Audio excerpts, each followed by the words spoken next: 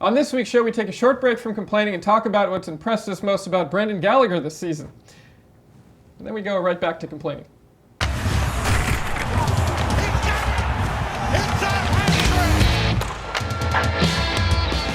I'm Adam Susser, welcoming you to this week's edition of Hockey Inside Out. Joining me today are my very own personal set of three musketeers, Stu Cowan, CBC Daybreak's Jessica Rusnak, and Chris Nilan. Thanks for being here, guys. Always fun. Anytime. Oh, yeah. Okay, good. Here's what we're going to be talking about on today's show. Number one, why are the Canadiens so much worse on the road than at home? Number two, what do you think about Andrew Shaw's hit on Greg Pateryn on Tuesday night?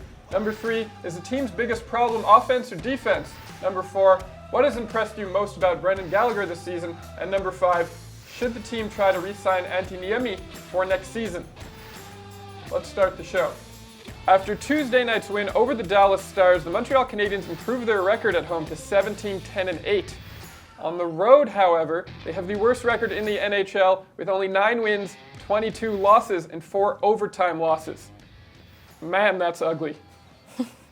Why do you think there's such a big discrepancy between how this team performs on the road compared to how they play at home? Well, the obvious one is a line change. You know, that the home team has the second change, but the compete level has been a problem with this team, and it seems to be even more so on the road with slow starts, and the penalty killing on the road has been terrible. I don't know if it's intimidation or what it is on the road, but they haven't. You know, they've been okay at home. They have a winning record, but on the road, they're just the slow starts. Penalty killing. Claude Julien talked on a recent road trip about guys not really willing to throw themselves in front of shots and block shots, sort of half-heartedly attempting to block shots, and I think that's part of it. It's sort of hard to explain, but I guess that's the best way I can. I think maybe it comes down to a mental thing at this point too, because there's not really any sort of scientific thing you can really look at. They know they have a horrible road record, and every single time they're about to go on a road, especially their last road trip that was long, was 6 games, they were away for 12 days. Everyone was talking about that. Could this be an opportunity to improve the road? And it just hasn't been working out this year, and I think it just comes down to in the head rather than on the ice. Most teams in the NHL have a tough time on the road, except for the top teams. And you look at the Canadiens, you just look at their team overall, they're lucky to be where they are at home, 17-10-8, whatever they are. But yeah, the last change, obviously, the penalty kill has been horrendous for this team. And honestly, the depth and the defense on this team, they're just not that good a hockey team. So it's always more difficult to win on the road, no matter what team you play for in the National Hockey League. But Canadiens, honestly, they're just not a good enough team. It has nothing to do with size, speed, that it has to do with talent. And talent-wise, they just don't have it. And they're really weak on the blue line, so the opposition coach can get his number one line out against the Canadiens' 5th and 6th defensemen, which is not a good matchup for the Canadiens. Exactly. Last night at home. Exactly. You see, that's not a good matchup for them. Ben and Lerno, Yeah. the two of them. You know, honestly, they were bumping into each other all night. Yeah, there's a lot of easy They're having a matchups tough for the time. opposition coach, and on the road, it's magnified.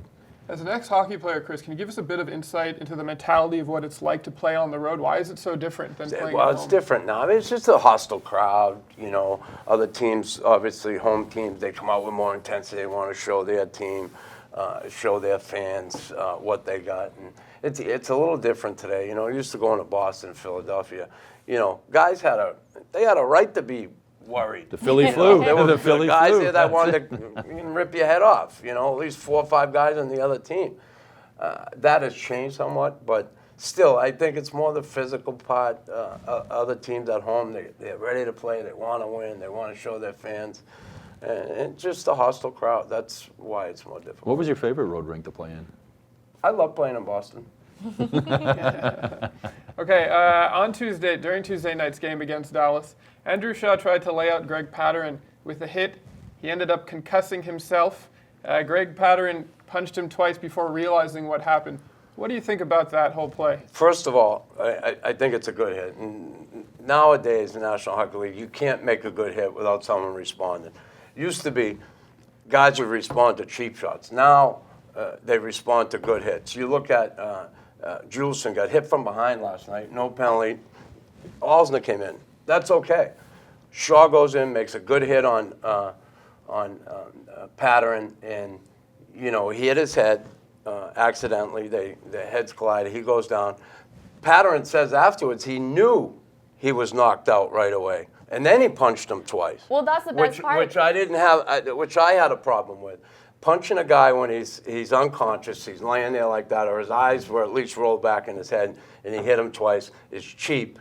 And honestly, it's too bad Pateryn's wife wasn't here last night, so she could bitch and moan about Shaw picking on her husband.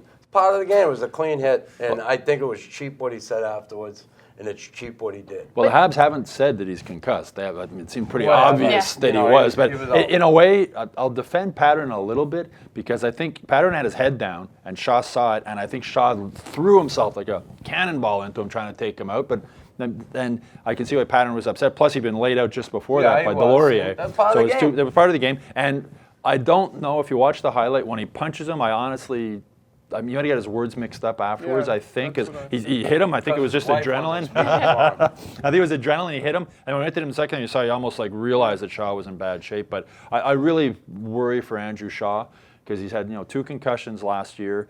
He spoke earlier this season about how he wasn't honest with the medical staff last season about how he was really feeling.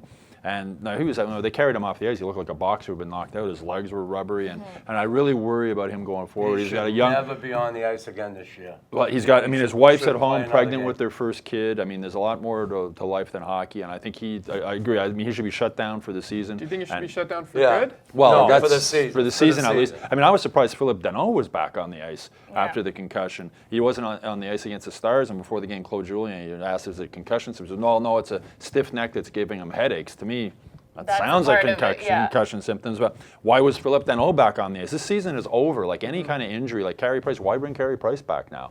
The season's over. These guys, I think, really need to be careful moving forward about how they deal with these situations. My thing with Greg Pateryn in his post-game comments is what Chris was saying, that he said, I knew he was out when the hit happened. But then I think he tried to backtrack afterwards to try and make himself look good. And then he said at the end of that sentence, and then I realized he was out when he was down on the ice and I was about to give him that second punch. So which one is it? Was he out the moment that that hit happened, or was he out afterwards? That I think for Greg Pateryn, he probably should have thought a little bit more on how he wanted to play this whole thing. You could tell he was still heated after the game about that hit and everything. Yeah, I mean, he didn't. I was in the room when he was being interviewed, and he's, I know Pateryn from when he was here. He's always a very calm, reserved guy. But you could tell he had a lot of. He was like this when he was talking. He was worked up still after the game. So I'll give him the benefit of the doubt as far as what he. I won't.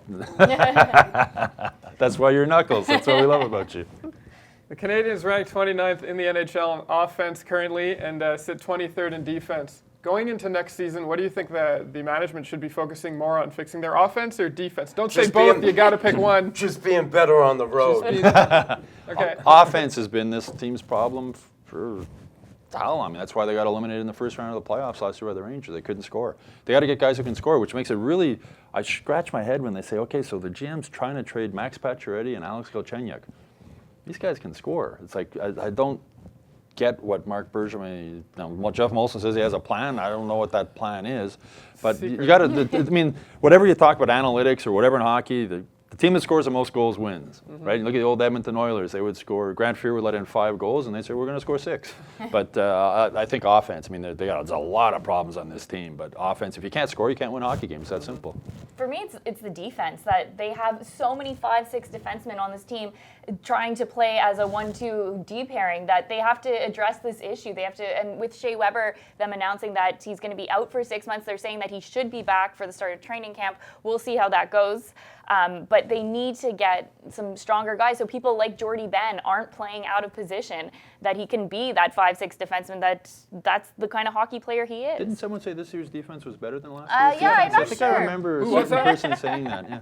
Yeah, I just say they need a center iceman. I'm not going to worry about offense, defense.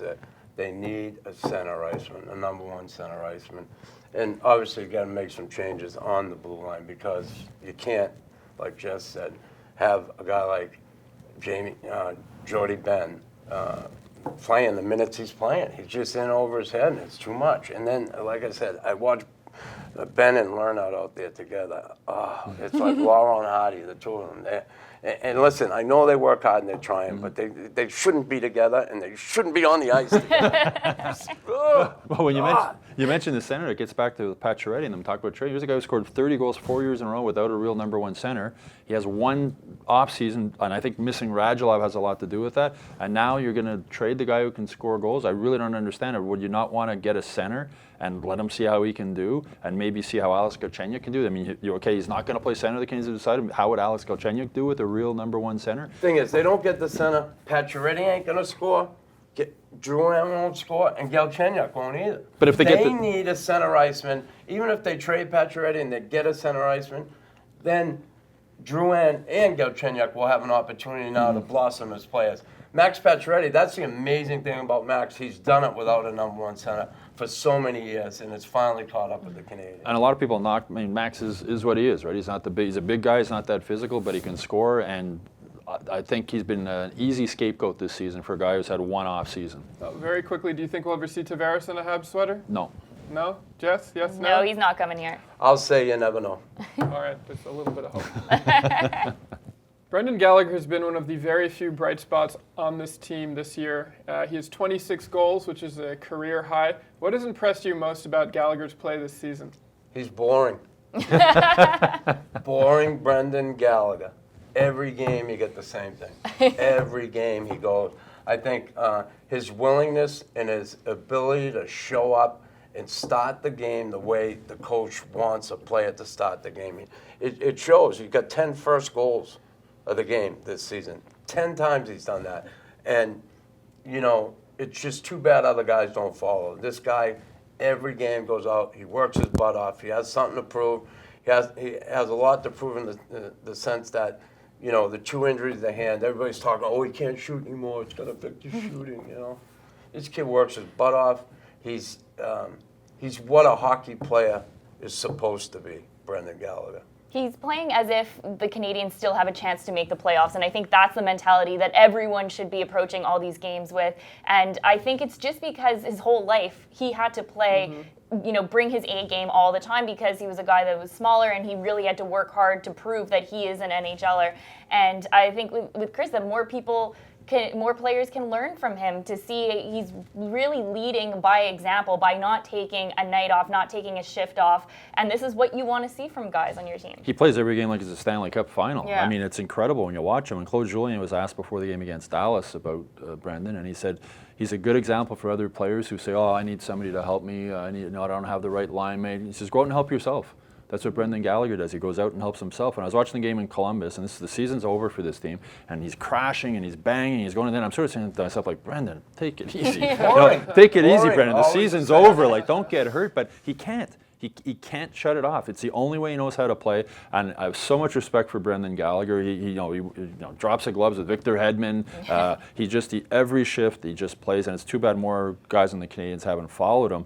And it's interesting. I was talking with him a while ago, and we all know about his dad, who was a strength coach in junior and everything else. I was talking about his mom, and I told him his mom was a good ball player when she was a kid, and hated to lose and hates to lose, like when they play family board games. And he says that's where I sort of get how I hate losing so much. I'm a bad loser. But there's just so much to admire about Brendan Gallagher and the way he's played this season. When the season's over, I'm happy to see him set a career high in goals, but he'll tell you, I had more fun last season coming to the rink because we went to the playoffs. So he's the ultimate team player. And when we talked about people being untouchable for Marc Bergevin, I would say that Brendan Gallagher would be the one guy that I would say has to be untouchable just because of what he brings on the ice and off the ice as well, with him really being a leader on this team. He's always there from the media side. He's always there. Win, lose, whatever. Media. But he told me once too, he said, it's my job is to talk to our fans, and to do that I have to go through you guys. And I think more players have to realize that. As painful as it can be, yeah. But he just wants to talk to us. That's it. Do you think it would make a difference in the minds and hearts of the players on his team if he had a C on his chest?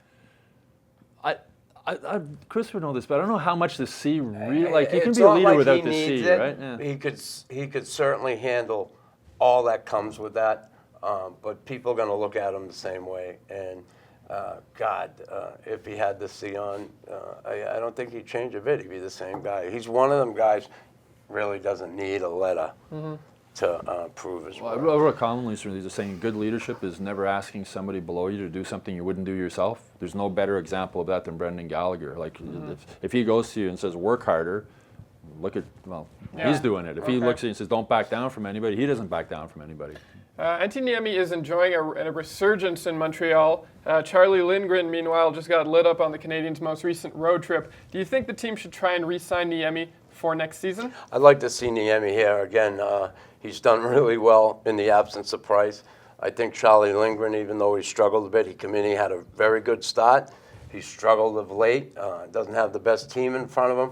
I think Charlie Lindgren as a starter now is starting to see how difficult it is. It's not coming up and playing 5 games and, that adrenaline, that hyper focus he had. It's a little different when you're in there every night. So Niemi, too, more experience next year. Plus, he coupled with the fact that I think a lot of this resurgence, not to take anything away from him, has to do with his relationship with Stefan Waite. And it's nice to know that if Price does go down, and with his history, at least you have a proven NHL goaltender and there's someone experienced. That would make me feel more comfortable.